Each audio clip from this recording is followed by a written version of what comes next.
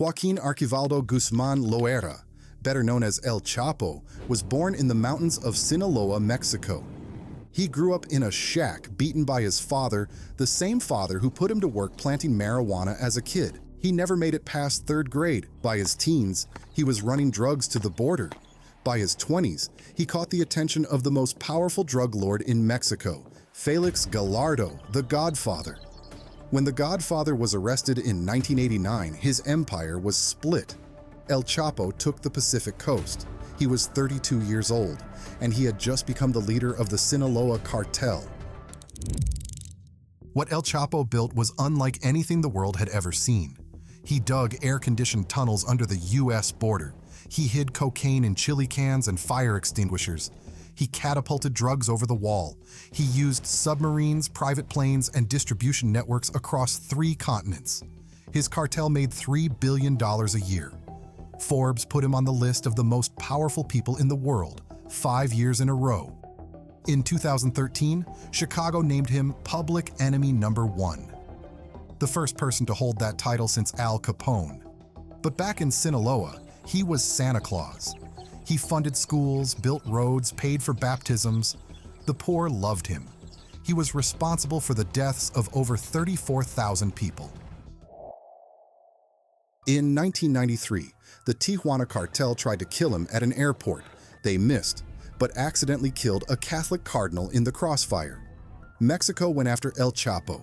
He fled to Guatemala and paid the military $1.2 million to protect him. They took the money and arrested him anyway. He was sentenced to 20 years, but prison didn't stop him. He bribed the guards, ran the cartel from his cell, and even had a mistress brought in. In January 2001, he escaped, hidden inside a laundry cart pushed out by a prison worker he had paid off. He vanished for 13 years.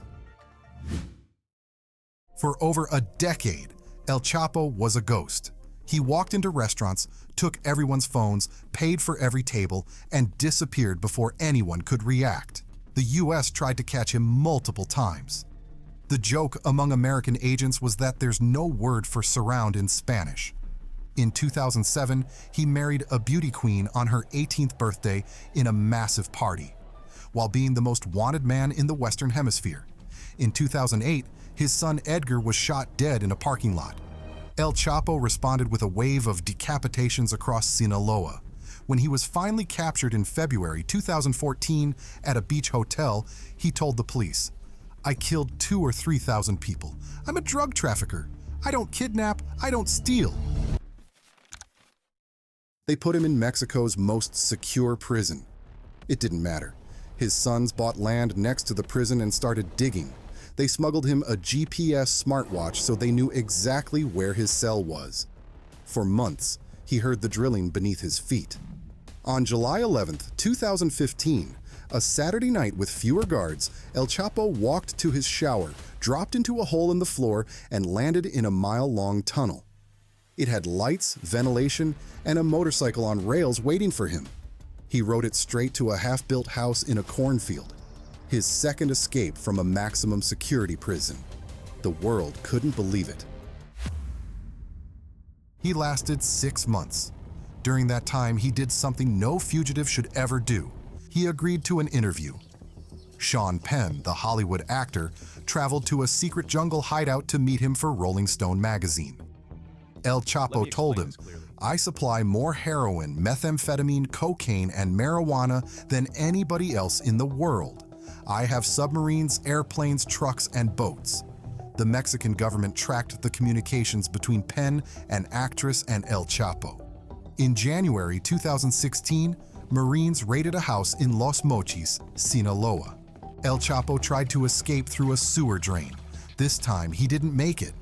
He was extradited to the United States, 56 witnesses, 200 hours of testimony, guilty on all 10 counts.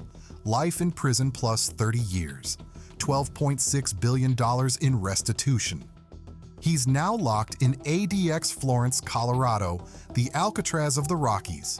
1,400 remote-controlled steel doors, motion detectors on every surface. He will never leave.